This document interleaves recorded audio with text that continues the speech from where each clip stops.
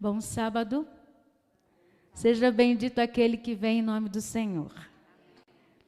Você deu feliz sábado para quem está do seu lado, atrás de você, mas talvez não tenha dado um feliz sábado de Natal. Então, eu gostaria que você desse um feliz sábado de Natal. Tem alguém aqui do meu lado, vem aqui, fique em pé aqui, porque é uma honra nós estarmos recebendo. Na realidade, era para ela poder pregar, mas ela vai vir um dia, quem sabe, para fazer uma semana de oração. Tira aí a máscara. As mulheres, alguém se lembra de Vanderlane Soares? A própria aqui, tá? Uma bênção do Senhor, minha cunhadinha. Feliz sábado de Natal para você. Seja muito bem-vindo. Não estamos sozinhos hoje. Nós temos... É um prazer também recebê-la aqui. Nós temos aqui conosco a nossa sobrinha, né? A Juliana, para os íntimos, a Juju, e o Val. Eles vieram do Rio de Janeiro, mas o Val é da Bahia, certo? Ele fez questão, olha, vim do Rio, mas sou da Bahia, certo? E hoje é o esposo da Juliana, né? E hoje a plataforma está composta aqui por pessoas muito especiais, então. Nós temos o pastor, né?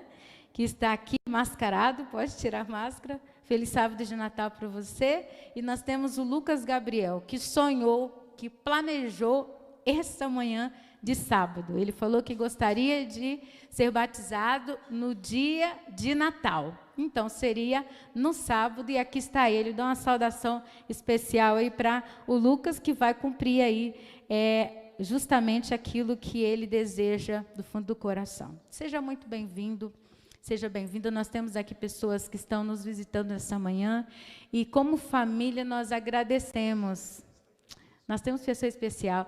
Nós temos a nossa querida amiga, a mãe da Josi, está aqui, não é, conosco. E nós temos também aqui o nosso querido amigo, já estão quase fazendo parte dessa família, ou se podemos chamar que já fazem parte dessa família, né? Sejam bem-vindos e outros mais. Aqueles que poderiam estar com a família viajando e hoje estão aqui. Tem uma pessoinha que nunca foi em nenhuma igreja, a primeira vez que veio à igreja hoje, que é a Catleia. Cadê Catleia? Está lá nos braços da nossa querida irmã Karine. Catleia, ó, ouviram? Ela está dizendo, estou aqui, certo? Seja muito bem-vinda, irmã Célia. Nós estamos felizes pela presença de cada um de vocês. E se nós podemos colocar um tema na meditação desta manhã, podemos colocar justamente entrega de Natal, porque considerando a circunstância em que estamos vivendo hoje, que é o dia de Natal, nascimento de Jesus, e também porque alguém hoje vai entregar algo muito especial para Jesus, a sua vida, e é com muita emoção que a gente vive esse momento e pode abrir a palavra do Senhor e meditar um pouquinho no real significado desta manhã de sábado, para nós que estamos aqui e para o céu, que vibra justamente por nós estarmos celebrando o nascimento de Jesus, que hoje quer entrar no nosso coração, quer nascer em nosso coração e também deseja que nós possamos entregar o nosso coração a Ele. Então, eu gostaria de pedir vocês, queridos, que juntos pudéssemos fazer uma oração, pedindo ao Senhor a iluminação do Santo Espírito. Querido Deus, nós estamos na Tua presença, ó Pai, louvado seja o Teu nome por isso, e nós queremos agradecer, porque a Tua palavra está à nossa disposição e através dela podemos aprender de Ti e podemos encontrar descanso para os nossos corações. Por favor, Senhor, visita a Tua igreja neste momento, perdoe os meus pecados, perdoe qualquer pecado que tiver no coração de cada um de nós, e que eu possa receber, mas que a Tua igreja também possa receber, possamos sair daqui alimentados, em nome de Jesus, se manifeste através da Tua palavra. Amém. Você trouxe a sua Bíblia? Abre a sua Bíblia em Isaías, no capítulo 9. É um versículo muito conhecido, mas um significado muito importante para aquilo que nós vamos meditar. E Isaías, no capítulo 9, versículo 6. Se você não tem a sua Bíblia, você pode sentar aí pertinho de quem não tem. Você pode abrir no seu celular. Mas lembrando que quando nós abrimos a Bíblia, nós estamos dizendo para Deus: Senhor, agora eu quero ouvir a tua voz. Fala comigo. E aí o Senhor Deus vai falando ao nosso coração. E é interessante que quando Ele fala comigo, no mesmo momento Ele fala com você. E às vezes Ele amplia para mim a sua palavra em uma direção e para você Ele amplia em outra direção. Mas é importante que todos nós estejamos com uma única disposição de coração, ouvir a palavra do Senhor. Então nós lemos aqui: porque um menino nos nasceu, um filho se nos deu, o governo está sobre os seus ombros, o seu nome será, vamos falar juntos? Maravilhoso Conselheiro, Deus forte, Pai da eternidade, Príncipe da paz. Amém? Louvado seja o nome do Senhor. Isaías recebeu de Deus descrição completa de como seria aqui a encarnação de Cristo na terra, as características dele, e também dizendo para ele, transmitir para o povo da sua época, para que eles esperassem que o céu, que iria se manifestar na pessoa de Jesus, para cumprir o grande resgate em favor da humanidade. E para nós, nesta manhã, esse versículo bíblico vem trazendo para nós, além daquilo que nós já sabemos, que Jesus veio, cumpriu a sua missão, morrendo na cruz para nos salvar. Mas esse verso tem um significado importantíssimo para a nossa vida. Maravilhoso Conselheiro. É tudo que nós precisamos, justamente nos últimos dias em que nós estamos vivendo. Nós precisamos da manifestação de Cristo, falando aos nossos ouvidos, nos dizendo: este é o caminho, andai por ele. Maravilhoso quer dizer algo que é extraordinário, que nós não conseguimos encontrar em lugar algum. Somente há em Cristo, pois assim como Isaías profetizou em sua época, hoje nós temos da palavra de Deus, a revelação própria de Cristo, falando e nos direcionando, segundo o ordenado do seu Espírito.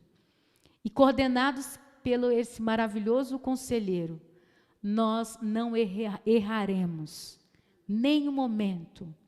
Por mais que venhamos a vacilar, o Senhor Deus nos apresenta, olha, o maravilhoso Conselheiro ainda está ativa, esteve há muitos anos atrás, e hoje Ele continua falando aos corações. Não só isso, como também diz que Ele era um Deus forte. Isaías ainda fala que não temas, eu sou contigo. Quem está falando? O próprio Deus. Eu te fortaleço e te ajudo com minha destra fiel.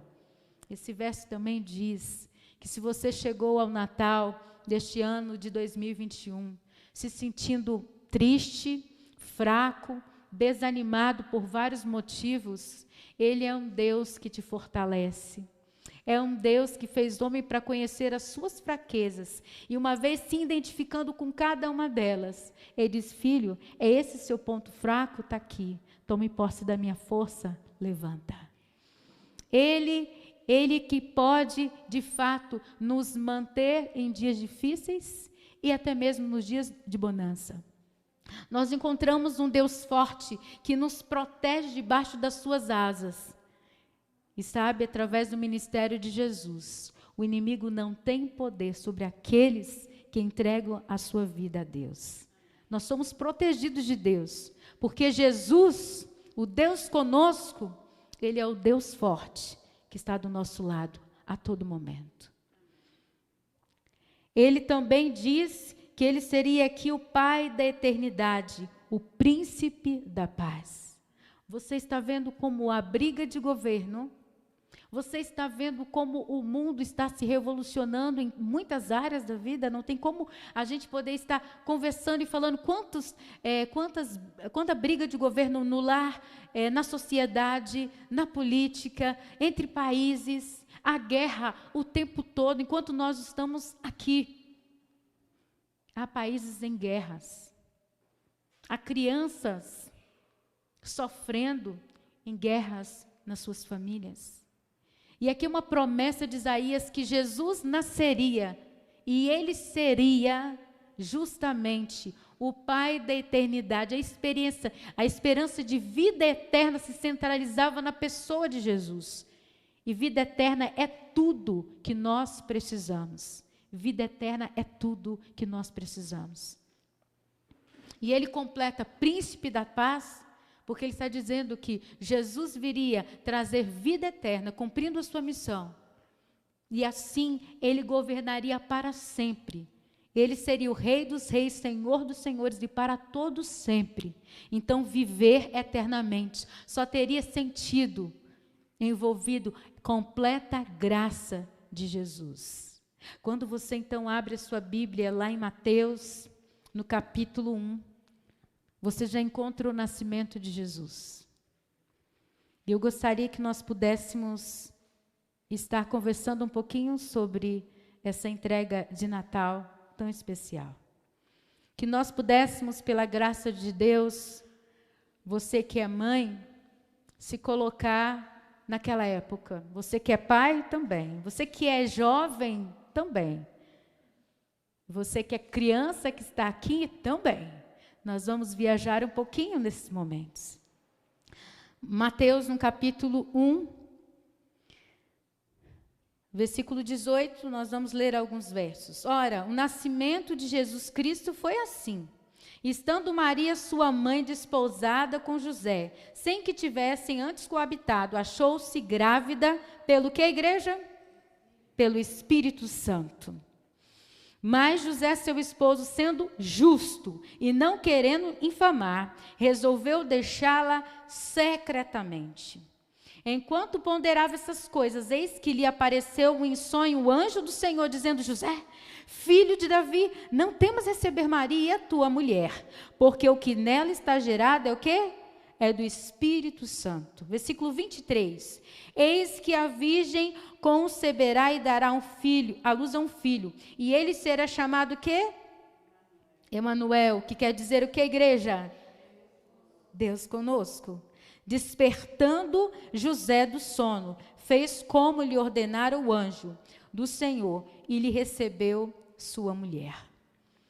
Vamos prestar atenção, nós estamos só falando um pouquinho sobre o nome de Jesus, e lá em Gálatas 4:4, fala que na plenitude do tempo, Jesus nasceu neste mundo, trazendo graça e paz para toda a humanidade, para aqueles que estavam debaixo da lei, para que houvesse uma reconciliação entre o pecador e o próprio Deus. Para entender o significado real do nascimento de Jesus, ali, como um bebê, nós precisamos de entender que o que aconteceu lá no Éden, estava tudo perfeito e todos viviam eternamente perfeita harmonia. Mas antes da criação, havia um pacto de salvação entre Deus na pessoa da sua Trindade. E ele havia combinado com Cristo, e se fosse preciso, Jesus viria a essa terra, dar a sua vida para salvar aquele que estava ali sendo criado. E sabe, é tão lindo imaginar Jesus participando ali, na criação do homem, criando as mãos daquele que um dia iria perfurar as suas próprias mãos. Mas ele não hesitou a incumbência de vir a este mundo tenebroso, cumprir a sua missão, passar a vergonha de morte mais terrível e sofrer a maior dor a ponto de dizer: a minha alma está angustiada até a morte. Mas mesmo assim ele aceitou o desafio. E agora, na plenitude do tempo, ou seja, o tempo havia sido completo, não podia passar mais nem um dia sem Jesus encarnar-se e nascer e vir aqui a este mundo. Para o universo, a época em que Jesus estava vivendo era uma época escura, completa e tenebrosa, em que as pessoas, muitas pessoas, já haviam esquecido completamente da identidade proposta na palavra do Senhor, imagem e semelhança de Deus. As pessoas estavam tão endurecidas, as pessoas estavam tão cauterizadas com o pecado, que elas não se importavam com a própria salvação e nem com a salvação da sua própria geração. Não parece um pouco com a realidade que nós estamos vivenciando hoje? Mas Jesus nasceu aqui. Para vocês terem uma noção de como estava aquela época, apenas um pequeno grupo de pessoas, no contexto ali geográfico onde Jesus havia nascido, que estavam esperando o nascimento de Jesus. Alguns pastores cuidando de algumas ovelhas, os magos que vieram do Oriente, que eram estudiosos da Bíblia. Havia também o sacerdote que cuidava do templo, que havia recebido a revelação de que naquele tempo nasceria o Filho de Deus. Simeão, que quando viu a Jesus, pegou no colo e diz assim: agora eu posso morrer em paz, porque ele havia visto a manifestação da salvação. Mas um pequeno grupo. O restante, as pessoas estavam correndo, caminhando e se projetando para este mundo, sabe? Quando o rei Herodes, por exemplo, tramou um grande morticínio para matar as crianças de 2 anos para baixo, tentando encontrar o pequeno Jesus para poder matá-lo, nós podemos ver, mas espera aí, que Maria ainda conseguiu fugir com Jesus, juntamente com José. E você fica olhando assim: meu pai, mas por que Deus não fez nada ao olhar aquela cena de grande morticínio? Imagina, o governo falando: mate todas as crianças de 2 anos para baixo. Quem tem 2 anos para baixo aqui? Ó, temos a Catleia. Imagina que terrível, as mães tendo que entregar os seus filhos. Sabe, queridos, eu fiquei pensando isso, e houve uma pergunta no culto lá em casa, durante essa semana, durante o mês que nós estávamos estudando na escola sabatina, porque foi uma tragédia tão terrível, o nascimento de Jesus, e logo em seguida, esse morticínio, tantas crianças sendo mortas. Por que Deus não fez nada, se era uma época tão linda de manifestação ali, Jesus encarnado? Na realidade, nós podemos compreender alguma possibilidade, quem sabe, um dos motivos foi porque Jesus, Deus não tenha manifestado algo ali, tentado livrar aquela circunstância, assim como Ele não tem, talvez, feito muitas coisas que Deus podia fazer isso, Deus podia fazer aquilo, Deus podia impedir aquela guerra, Deus podia impedir aquele naufrágio, Deus podia impedir que tal pai abusasse do seu filho, Deus podia impedir tantas coisas, mas quando o homem se envolveu no pecado, ali já abriu a porta para a morte eterna. Sem Cristo na nossa vida, todos estamos mortos. Vivemos, mas como mortos sem Cristo em nossa vida.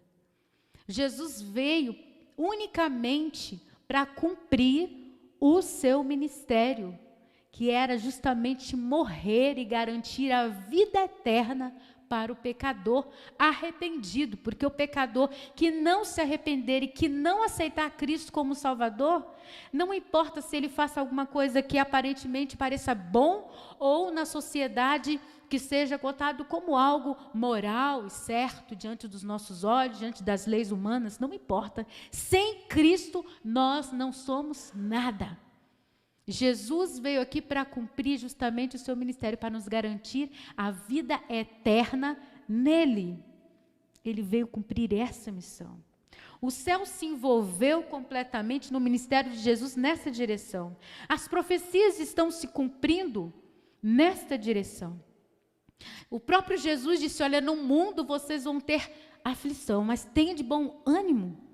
A perseguição não era só para as crianças de 2 anos para baixo, mas incluía o próprio Cristo, porque Jesus não se envolveu entre conflitos humanos. Se você vê alguma tragédia humana acontecendo, lembre-se que a nossa luta não é contra carne e nem sangue, é contra o que, igreja? Contra os poderes que governam nas regiões celestes. É briga de gente grande. E nós estamos envolvidos nesse grande conflito apenas com a nossa escolha. Nós queremos aceitar a Cristo como nosso Salvador pessoal, então nós podemos estar do lado dele nesse grande conflito. Mas se qualquer coisa, se você é próspero, se você tem sucesso, se você tem um bom emprego, ou se você não tem, são questões dessa vida de pecado.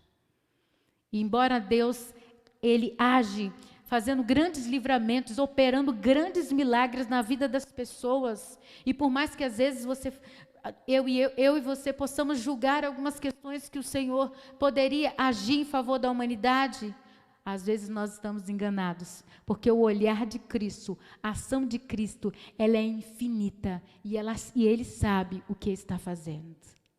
Mas a grande questão que está em jogo ainda é a salvação da humanidade. Se apegue a isso. Vem pandemia, se intensifica, vem desemprego, vem enfermidade, provas, dificuldades, pode vir o que for. Até Cristo voltar, o nosso foco precisa se concentrar em estar no centro da vontade de Deus. E sabe qual é o centro da vontade de Deus? É que aceitemos a Cristo como Salvador pessoal das nossas vidas. Amém. Nesse verso aqui nós encontramos Maria, encontramos José recebendo a notícia da sua esposa, que ele ainda não havia desposado. Naquela época tinha esse costume, as pessoas se casavam e demoravam alguns dias, algum tempo, para poder tomar posse da sua esposa, não, se casar, para se relacionar intimamente, mas enquanto isso, o compromisso já havia sido selado. E aqui diria uma característica fantástica de que José era um homem, o que, igreja? Justo. E ele não queria infamar Maria. E eu pensei, como seria se uma moça hoje, nos nossos dias, aparecesse, Maria tivesse nos nossos dias, e aí nós houvéssemos uma notícia de que Maria está grávida. Quantos aqui acreditariam? Uma moça virgem, grávida, e o que estava sendo gerado dentro dela, via do Espírito Santo. Nós encontramos um homem justo, compreendendo a vontade de Deus, porque vemos aqui que o anjo foi específico em dizer para ele o nome, a identidade daquela criança, e diz assim, olha, você não temas em tomar a Maria como a sua esposa, em tê-la como sua esposa. Continue no projeto de vida de vocês, porque o céu está aprovando você como homem. Queridos rapazes, que coisa linda, você que ainda é jovem, busque de Deus a característica de José na sua vida, porque o céu aprovava o que ele estava fazendo. Ele não queria infamar Maria e dizer para a sociedade que não podia se casar porque ela já estava grávida. Ele queria fugir, ele queria ir para um outro lugar, ele ia mudar o projeto da sua vida, mas ele queria continuar sendo justo, e ele queria ainda fazer, por mais que Maria tivesse errado, ele queria honrar a integridade de Maria. E Deus quer que você, como homem, busque as características de justiça para a sua vida. Quem sabe o céu esteja nesse momento louvando a Deus, porque aqui na igreja de Capelinha se concentra um grupo de jovens, de homens justos, que buscam praticar a justiça. Amém? Isso não é confortante para as moças solteiras? Você conhecer um homem justo, o homem que busca fazer a vontade de Deus, o homem que todos os dias está ali atinado para ouvir o que o Espírito Santo vai falar para ele, O homem que aceita se envolver no ministério da salvação dele, da sua família e da humanidade. Que coisa linda! Não é tão maravilhoso isso e confortante para as mulheres? Saber que o seu esposo é um homem justo, é um homem que vai cumprir o papel dele como sacerdote do lar, guiando espiritualmente, protegendo mulher. Quantas mulheres casadas temos aqui? E as solteiras que pretendem algum dia casar, ou não, mas que estão aqui. Como é confortante saber que homens santos do Senhor andam por aí e, se for do nosso esposo, está ali cumprindo, de fato, um papel de protetor, de sacerdote. Isso é confortável, isso nos passa segurança. Imagina José dizendo para Maria: Maria, está tudo ok, não fica com medo não. Deus está no controle, vamos prosseguir os planos. Maria, ufa, que alívio, José, pensei que você... Não pense nada, porque o céu me aprovou como sendo homem justo. Antes de termos o Lucas, que hoje vai se entregar a Jesus, houve uma seleção, e nessa seleção de pouquíssimas opções, Deus me presenteou com um homem que eu posso dizer que ele é justo. Ele é pecador, porque nós todos somos. E ele erra, mas é um homem que tem princípios de justiça. Estar do lado dele não há um constrangimento, porque hoje ele poderia estar pregando, mas nós dividimos as funções. Hoje ele batiza o nosso filho, para a honra e glória do Senhor. E hoje nós estamos dividindo função. É um homem que abriu mão de si mesmo, muitas das vezes, para poder cumprir a missão de Jesus. Ele tinha muitos sonhos em ser empresário, em construir uma fábrica e fazer muitas coisas, mas ele entendeu que Deus estava chamando para um compromisso além. E hoje nós estamos aqui pela graça do Senhor. Quando você vai para Lucas, você encontra já aqui, Lucas no capítulo 1, no versículo 26, aquele anjo aparecendo para quem? Para Maria. No versículo 28, diz assim: entrando o anjo aonde ela estava, disse: alegra-te, muito favorecida, o Senhor é contigo. Louvado seja o nome do Senhor. Ela, porém, ao ouvir essa palavra, ficou perturbada muito e se pôs a pensar no que significaria aquela saudação. Mas o anjo lhe disse: Maria, não temas, porque achaste graça diante de quê? De Deus. E ele começou a explicar quem seria Jesus e quem ela carregava dentro do seu ventre. E nós encontramos aqui, versículo 34. Então disse Maria ao anjo: como será isto, pois não tenho relação com homem algum? Respondeu-lhe o anjo: descerá sobre ti o Espírito de quem, igreja? O Espírito Santo, e o poder do Altíssimo te envolverá com a sua sombra. Por isso também o ente santo que há de nascer será chamado Filho de Deus. Amém? Quando Maria recebeu a presença do anjo, agraciada, você foi agraciada pelo céu, favorecida. Maria logo ficou perturbada, assim, o que significa essa saudação? É tão bom quando alguém te cumprimenta com elogio, né, meninas? Né, irmãs? Quando alguém fala alguma coisa positiva para você, quando alguém olha para você com um olhar de misericórdia, principalmente quando você se encontra nos momentos fragilizados de emocionalmente. Mas espiritualmente, queridas, nós como mulheres, como moças, como jovens, precisamos de buscar de Deus o fortalecimento da nossa vida espiritual. Sabe aquele louvor que diz assim: pode cair o mundo, eu estou em paz? Queridas irmãs, significa que pode acontecer qualquer coisa. Fracas emocionalmente, fracas fisicamente, a saúde debilitada, mas a nossa fé, o nosso compromisso com Deus, não importa a nossa idade, nós precisamos estar fortalecidas espiritualmente. Porque assim como aquele anjo visitou Maria, e dizendo, você é favorecida, agraciada, quantas moças gostariam na época de Jesus serem beneficiadas com aquela missão? Maria foi.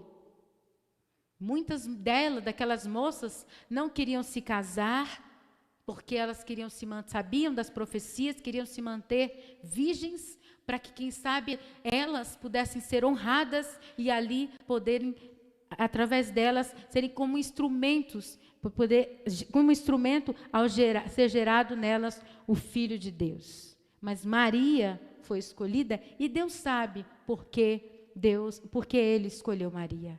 Mas um dos motivos é porque Maria temia Deus e buscava andar sob os princípios da palavra de Deus. Queridas moças que ainda não são casadas, por mais que o mundo tenha divulgado aí que nada, relacionamento sério, você precisa de ter vários parceiros, você não precisa prezar a sua virgindade. Olha, a Bíblia honrou uma mulher por vários motivos, e um deles, porque ela guardou a sua virgindade, não só fisicamente, mas na sua mente e no seu coração, para o momento especial do casamento. Então, se você não sabe ainda o significado real dessa palavra, você, por mesmo que você tenha vivido qualquer experiência da sua vida e ainda não seja casada, confesse ao Senhor o seu pecado, se houver pecado, mas peça, Senhor, torne virgem o meu coração e a minha mente, caso eu venha me casar algum dia, que eu chegue à sua presença com a pureza de coração, assim como Maria. Porque o Senhor Deus tem uma bênção especial para aquelas moças que estão se guardando para o casamento, para poder seguir as orientações bíblicas para o casamento, no assim diz o Senhor. Maria recebeu instruções devidas de como deveria educar a Jesus, e ela cumpriu essa missão. Maria e José se uniram para proteger a Jesus e prepará-lo para uma missão. Querida mãe, quanto tempo do seu dia, e do meu dia, porque eu sou mãe, você está passando para poder folhear a palavra do Senhor e para poder instruir seu filho, e para que um dia, quando ele sair da sua casa, quando ele for para longe, quem sabe aí, mudar até de país, ele não se esqueça dos princípios bíblicos, das orientações da palavra de Deus, porque você o preparou para viver na presença do Senhor. Não preparou para o mundo, como muitos dizem, mas preparou para o céu. Que possamos pensar assim. Eu pensava que quando a Bíblia diz que nós precisamos de inculcar nos nossos filhos, falar sobre a Bíblia, a vontade de Deus, eu precisava de sentar e ficar falando durante horas. Mas eu entendi através do Espírito de Profecia que eu preciso dar um bom exemplo.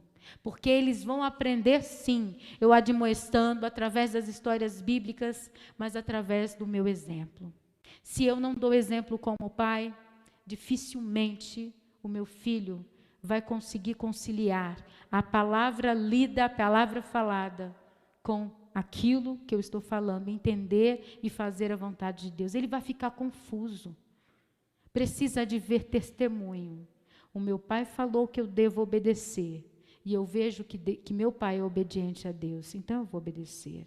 A minha mãe disse que eu preciso ser humilde. Eu percebo que ela é uma mulher humilde. O meu pai disse que eu devo ir para a igreja, estudar a Bíblia, e eu o encontro pelas madrugadas ajoelhado, orando, e ele vai à igreja.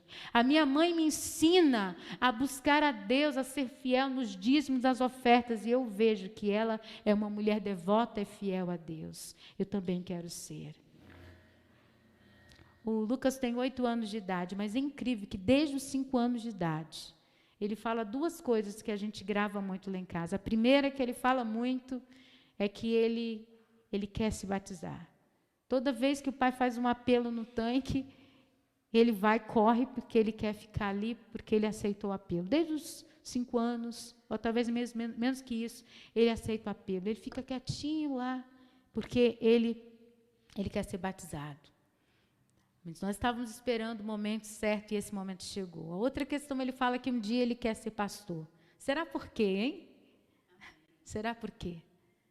Não só ele quer ser pastor, porque o ofício do pastor é algo muito fácil, ganha dinheiro, não. Porque ele acompanha o Pai.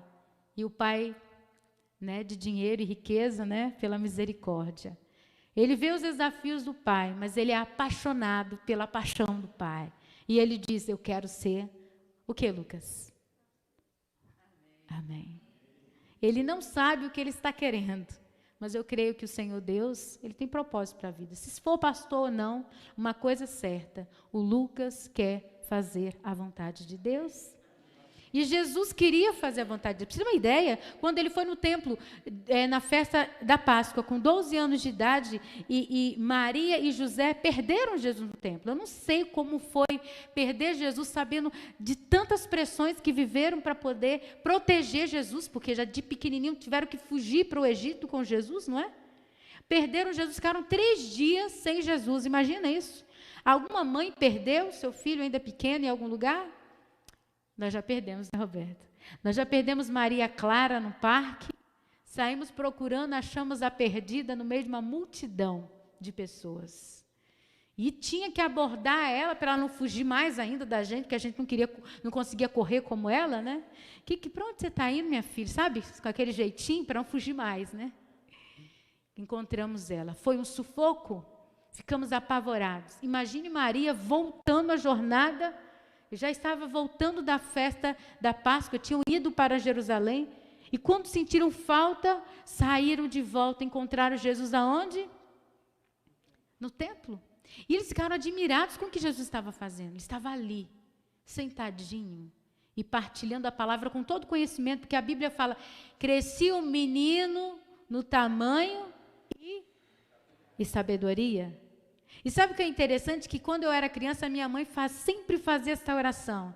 Que essa menina cresça, não no tamanho, mas na sabedoria, no espírito, com o desejo de servir em espírito e em verdade. E a Bíblia diz que, aí depois quando eu fui mãe, eu falei, epa, essa oração aqui, essa descrição de Jesus, quando estava crescendo. E é essa oração que nós devemos pedir para os nossos filhos, que essa criança deve crescer, Senhor, não só no tamanho, mas no espírito, no desejo, na sabedoria e no desejo de te servir em espírito e em verdade. Encontraram ele ali, e aí, o que aconteceu? Por que você fez isso conosco? Os pais indagaram para Jesus, e ele disse uma resposta muito linda, porque me convia tratar dos negócios, o quê? Do meu? Qual é o negócio do Pai de Jesus? Qual é o negócio de Deus? A salvação. Querido, não existe envolvimento mais importante na vida do que se envolver no ministério da salvação, da sua salvação, aceitando a Cristo como Salvador e na salvação de outras pessoas. Hoje, nessa manhã de sábado, vamos presenciar um dos momentos significativos na vida de Jesus, em que ele já tinha 33 anos de idade. E ele foi caminhando para o Rio Jordão, onde lá se encontrava João Batista, que gritava a todos os pulmões, porque não havia microfone como este, dizendo, arrependei-vos dos vossos pecados. Milhares de pessoas se aproximavam de João Batista para ouvir o que ele tinha a falar e também para poderem entregar a sua vida através do batismo. Mas interessante, quando João viu Jesus se aproximando, e ele gritou, eis o Cordeiro de Deus, que faz o que, igreja? Que tira o pecado do mundo. E ele não estava entendendo porque Jesus estava se aproximando dele. Quando Jesus, então, estava bem perto, ele entendeu para que era. E ele disse, eu não sou digno de desamarrar a sandália dos pés. E Jesus falou assim, faça. E Jesus foi batizado não porque havia pecado, Mas o significado de Jesus para nós significava que nós deveríamos seguir o exemplo. Para ele não simbolizava a remissão do pecado, mas como sacrifício vivo de Deus. Deixou o exemplo, mas para nós simboliza, quando nós entramos no tanque, significa que nós estamos aceitando a Cristo como nosso Salvador. Para o universo, simbolizava o início do ministério de Cristo aqui na terra, que continua a interceder por nós lá no céu e que em breve voltará. E para o Pai, que estava lá, quando Jesus foi batizado, o Espírito Santo desceu sobre Jesus como uma pomba e uma voz se fez ouvir como a de trovão. E era o próprio Deus dizendo: este é o meu Filho amado, em que a minha alma se alegra completamente. Deus se manifestou naquele momento. Como mãe, eu estou muito feliz. Como pai, creio que o meu esposo esteja muito feliz, ele vai partilhar um pouco. Mas imagine como Deus está nesta manhã e como Ele se sente quando nós compreendemos o verdadeiro sentido do Natal, que é uma entrega que Ele já fez há muitos anos, mas Ele quer uma entrega total diária de nós.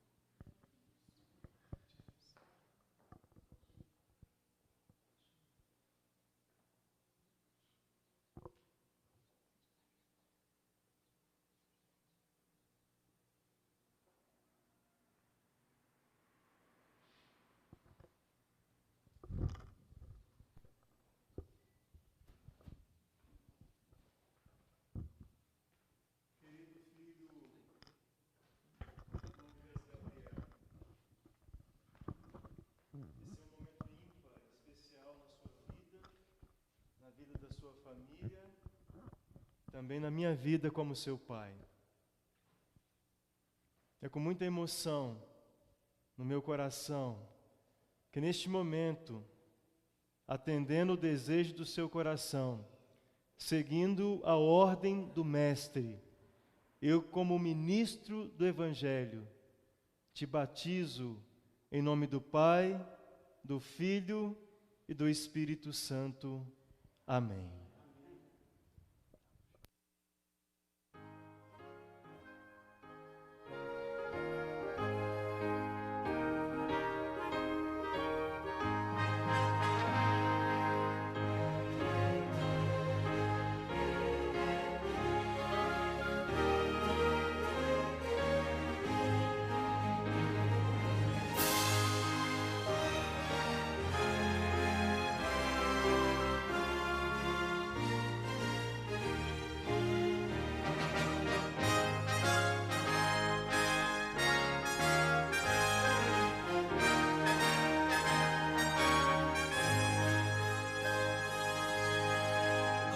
Belos hinos cantam lá dos céus, é que o filho mau ao lar voltou. Vede lá ao longe o pai já abraçar esse filho que ele tanto amou. Glória, anjos mil entoam lá, glória, ouves e as harpas já. É o santo coro dando seu louvor, pois se converteu um pecador. Oh, que belos hinos cantam lá nos céus, pois se converteu um pecador. Alma revoltosa, convertida a Deus, deixa o mundo e volta ao Pai de amor. Glória, anjos mil entoam lá, glória, ouvem-se as harpas.